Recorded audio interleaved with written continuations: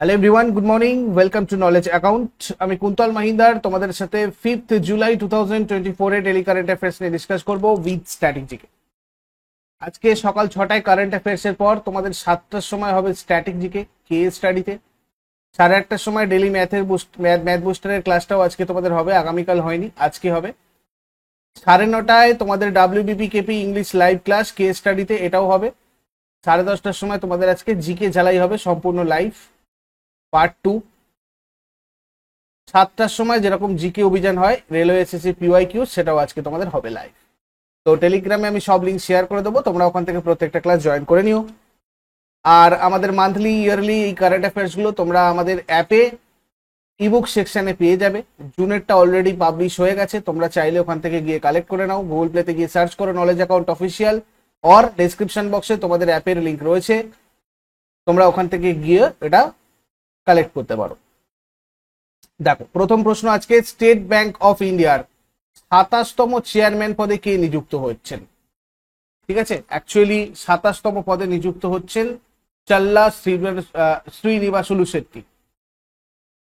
বর্তমানে এখন শ্রী দীনেশ কুমার খাড়া আছেন, ইনি 28 আগস্ট অবসর নেবেন, তারপরে উনি আসবেন। স্টেট ব্যাংক অফ ইন্ডিয়ার headquarter Mumbai, CFO Kameshwar Rao Kodavanti. Imperial bank of India, এটার নাম ছিল স্টেট ব্যাংক অফ ইন্ডিয়া 1921 থেকে 1955। ব্যাংক অফ ক্যালকাটা 1806 থেকে 1921। ব্যাংক অফ বোম্বে 1840 থেকে 1921। ব্যাংক অফ মাদ্রাস 1843 থেকে 1921। তারপরে কোন রাজ্য সরকার মুখ্যমন্ত্রী মাঝি লড়কি বাহিন যোজনা চালু করেছে? দেখো, মাঝি লড়কি বাহিন যোজনা করেছে এটা মহারাষ্ট্র। মুখ্যমন্ত্রী মাঝি লড়কি বাহিন যোজনা শুরু করেছেন মহারাষ্ট্র রাজ্যের অর্থমন্ত্রী অজিত পাওয়ার। এই প্রকল্পের মাধ্যমে রাজ্যের সমস্ত মহিলাদের প্রতি মাসে 1,500 টাকা আর্থিক সহায়তা দেওয়া হবে। এই মহারাষ্ট্র ভারতের পশ্চিম দিকের একটা রাজ্য, আয়তনের দিক থেকে ভারতের তৃতীয় বৃহত্তম রাজ্য। সরকারি ভাষা মারাঠি। মহারাষ্ট্র সম্পর্কে স্ট্র্যাটেজিগুলো আলাদা করে সবাই নোট করে রাখবে। বৃহত্তম শহর মহারাষ্ট্রের মুম্বাই। টোটাল 36টা জেলা নিয়ে গঠিত মহারাষ্ট্র। আইনসভা এখানকার দ্বিকক্ষ বিশিষ্ট, অর্থাৎ বিধানসভাও আছে, বিধান পরিষদও আছে। বিধানসভার 288টা আসন, বিধান পরিষদের 78টা আসন। সংসদীয় নির্বাচনী এলাকা যদি দেখি, রাজ্যসভাতে রয়েছে 19টা আসন আর লোকসভাতে 48টা আসন। মুখ্যমন্ত্রী মহারাষ্ট্রের একনাথ শিন্ডে, 20তম মুখ্যমন্ত্রী বিজেপির। ইনি মহারাষ্ট্রের থানের কোপরি পাঁচপাকাদি নির্বাচনী এলাকা থেকে বিধানসভা সদস্য হয়েছেন। ডেপুটি চিফ মিনিস্টার দুজন আছেন, দেবেন্দ্র ফডনবিস আর অজিত পাওয়ার। রাজ্যপাল রমেশ বাইশ, 23তম। মহারাষ্ট্র হাইকোর্ট গঠিত হয়েছিল 1862-তে। মহারাষ্ট্র আর গোয়ার বিচার কার্য মহারাষ্ট্র হাইকোর্টে হয়। আর বোম্বে হাইকোর্ট, এটা হচ্ছে ভারতের প্রাচীনতম হাইকোর্টগুলোর মধ্যে একটা। দেবেন্দ্র কুমার উপাধ্যায় বোম্বে হাইকোর্টের প্রধান বিচারপতি।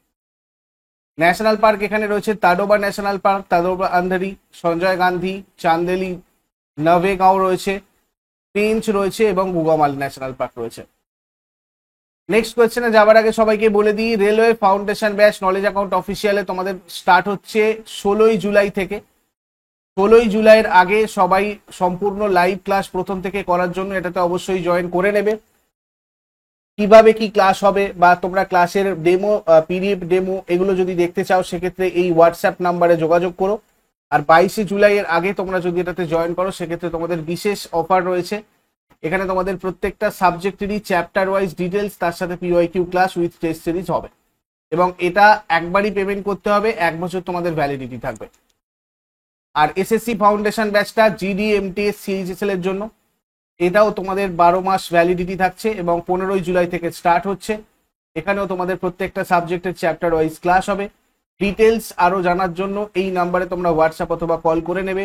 22শে জুলাইয়ের আগে জয়েন করলে তোমাদের জন্য স্পেশাল অফার রয়েছে। পিএসসি ক্লার্কশিপের প্রিলিয়ার মেন তো চলছেই, তোমরা এটাতে জয়েন করতে চাইলে এই নাম্বারে যোগাযোগ করে নাও, সেম হোয়াটসঅ্যাপ নাম্বারে। আর পরিবর্তন ব্যাচ তোমাদের সব থেকে ডিমান্ডেড ব্যাচ, এটাতেও জয়েন করতে চাইলে এই নাম্বারে তোমরা যোগাযোগ করে নাও, 9593430522। তারপরে ব্যাংক অফ বরোদা কাকে ব্র্যান্ড এন্ডোর্সার পদে নিযুক্ত করেছে? ব্র্যান্ড এন্ডোর্সার পদে নিযুক্ত করেছে সুমিত নাগালকে। ইনি একজন ভারতীয় পেশাদার tennis player. Bank of Baroda প্রতিষ্ঠিত হয় 1908-এ। প্রতিষ্ঠাতা সায়াজিরাও গাইকোয়াড় তৃতীয়। সদর দপ্তর গুজরাটের Vadodara. Chairman Hasmukh Adhia. MD CEO Debdatta Chandra. Dena bank আর বিজয়া ব্যাংককে ব্যাংক অফ বরোদার সাথে একত্রিত করা হয়েছিল, মানে মার্চ করা হয়েছিল 2019 থেকে, যেটা কার্যকর হয় সেটাও পাশাপাশি মনে রাখবে।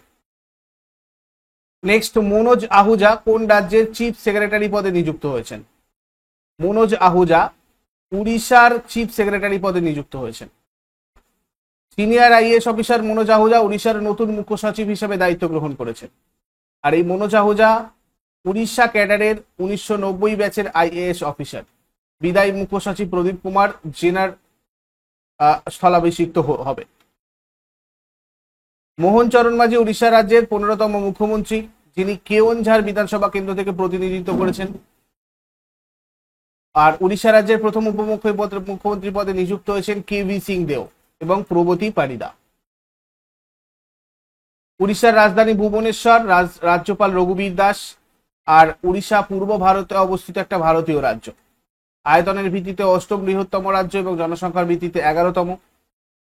আর ভারতের তফসিলি উপজাতি জনসংখ্যার মধ্যে এই রাজ্যটা 3য় বৃহত্তম। ভারত মহাসাগরের বঙ্গোপসাগর বরাবর উড়িষ্যার 485 কিলোমিটার, মানে 301 মাইল উপকূল রেখা রয়েছে। বিজু পট্টনায়ক আন্তর্জাতিক বিমানবন্দর রাজ্যের প্রধান আর একমাত্র আন্তর্জাতিক বিমানবন্দর। পূর্ব উপকূলীয় রেলের সদর দপ্তর এই রাজ্যের ভুবনেশ্বরে রয়েছে। এছাড়া এখানকার ন্যাশনাল পার্ক সিমলিপাল, ভিতরকণিকা এই দুটো রয়েছে। আইনসভা এখানকার একপক্ষীয়, শুধুমাত্র বিধানসভা আছে 147টা আসন। আর সংসদীয় কেন্দ্র যদি আমরা দেখি, সংসদীয় মানে লোকসভাতে আছে তোমার 21টা আসন, রাজ্যসভাতে 10টা আসন। উড়িষ্যার 3টে প্রধান নদী, মহানদী, ব্রাহ্মণী আর বৈতরণী। রথযাত্রা, রাজা পর্ব, নৌকাহাই এখানকার গুরুত্বপূর্ণ উৎসব।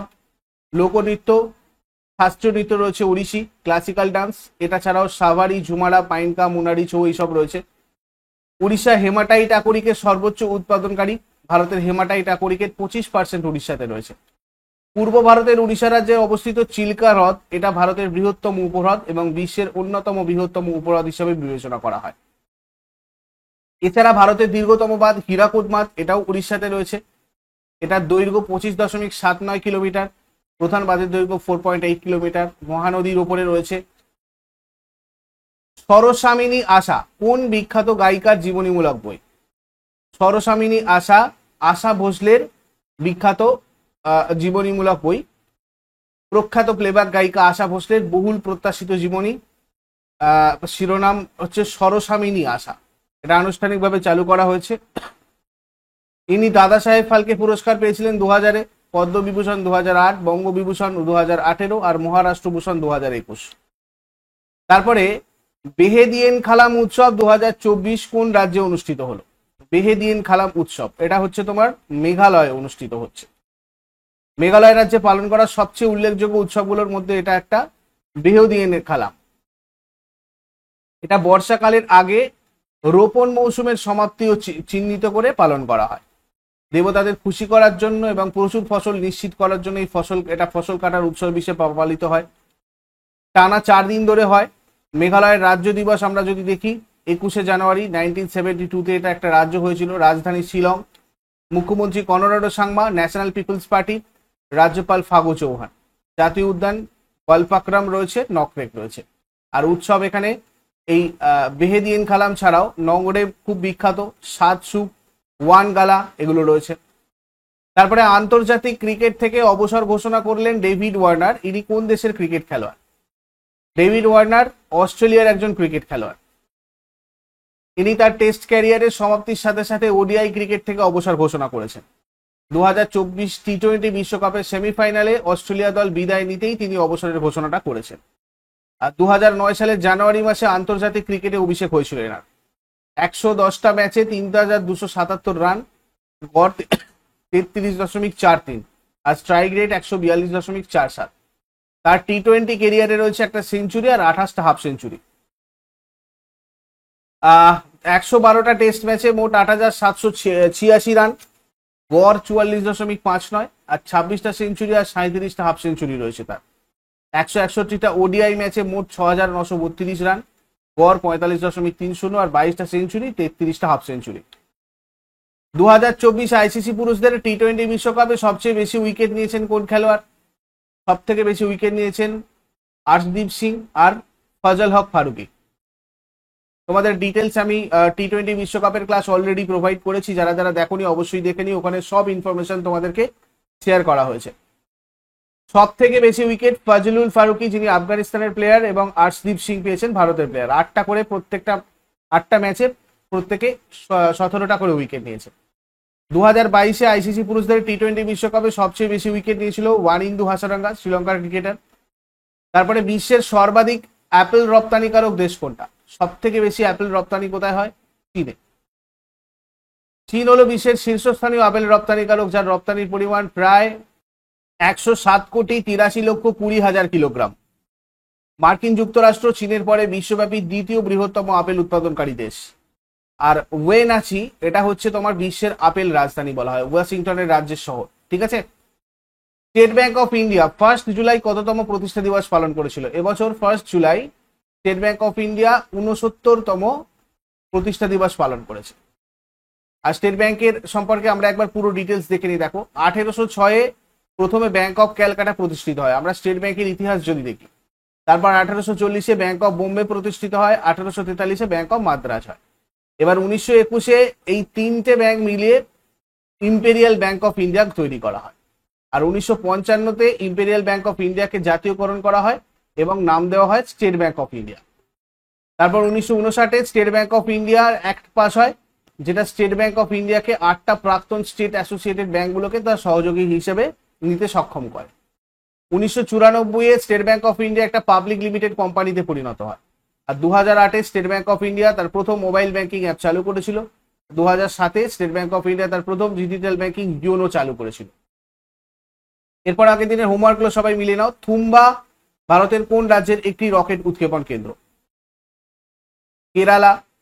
সেলসিয়াস স্কেলে 300 এর মান 27 ডিগ্রি সেন্টিগ্রেড। আর আজকে তোমাদের জন্য প্রশ্ন থাকবে, ভারতের প্রথম মহিলা আইপিএস অফিসারকে ভারতের সংবিধানের কত নম্বর ধারায় সরকারি ভাষা সম্পর্কে আলোচনা করা হয়েছে? এই দুটো শেষকালে তোমরা আমাকে কমেন্টে জানাও। শর্ট করে আগের দিনের গুলো কুইক রিভাইজ করে নেবো, যারা যারা লাইভে রয়েছে অ্যান্সার করার চেষ্টা করো। 4 জুলাই 2024-এর কোয়েশ্চেন্স আমাদের কি ছিল দেখো। Central board of direct taxes মানে সিবিডিটির চেয়ারম্যান পদে কে নিযুক্ত হলেন? সিবিডিটির চেয়ারম্যান পদে নিযুক্ত হয়েছেন রবি আগরওয়াল। তারপরে কোন দেশ তাদের নতুন নোটে হলোগ্রাফিক প্রযুক্তি চালু করেছে? জাপান।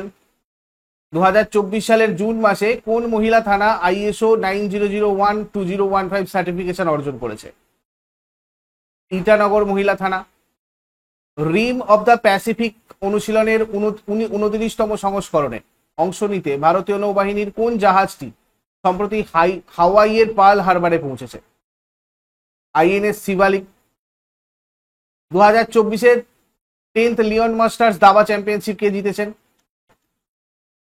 বিশ্বনাথন আনন্দ। 2024 সালের আইসিসি পুরুষদের টি20 বিশ্বকাপ জয়ের জন্য টিম ইন্ডিয়ার জন্য board of control for cricket in India মানে BCCI কত পুরস্কারের অর্থ ঘোষণা করেছে? 125 কোটি টাকা। ভারতের বৃহত্তম পালং শাক উৎপাদনকারী রাজ্য কোনটা? উত্তরপ্রদেশ। কোন দেশ তার সমগ্র প্রাণী প্রজাতির তালিকা প্রস্তুত করার জন্য বিশ্বের প্রথম দেশ হয়ে উঠেছে? ভারত। 2024 আইসিসি পুরুষদের টি20 বিশ্বকাপে সবচেয়ে বেশি রান কে করেছেন? রহমানুল্লাহ গুরবাজ। কোন ব্যাংক ভারতের সবুজ হাইড্রোজেন উৎপাদনকে সমর্থন করার জন্য 1.5 বিলিয়ন অর্থায়নের দ্বিতীয় দফা অনুমোদন করেছে? World bank. এই পর্যন্ত ছিল তোমাদের আগের দিনের প্রশ্নগুলো। আশা করি এই ভিডিওটা তোমাদের জন্য ইউজফুল হয়েছে। তোমরা আমাকে কমেন্ট করে অবশ্যই ফিডব্যাক জানাও, আর লাইক করতে কেউ ভুলবে না। যারা নতুন রয়েছে প্রতিদিন সকাল 6টার সময় ডেইলি কারেন্ট অ্যাফেয়ার্সের আপডেটের জন্য নলেজ অ্যাকাউন্টকে সাবস্ক্রাইব করে বেল আইকন প্রেস করে অলে ক্লিক করে নাও। নেক্সট ক্লাস তোমাদের টেলিগ্রামে লিঙ্ক থাকবে, যদি এখান থেকে নোটিফিকেশন নাও পাও আমাদের টেলিগ্রামে নাম হচ্ছে, চ্যানেলের নাম নলেজ অ্যাকাউন্ট, ওখানে গিয়ে সার্চ করে জয়েন করে নিও। ওখান থেকে তোমাদের পরবর্তী ক্লাসের নোটিফিকেশনগুলো সবকটা চলে যাবে। Thank you so much, take care, have a great day.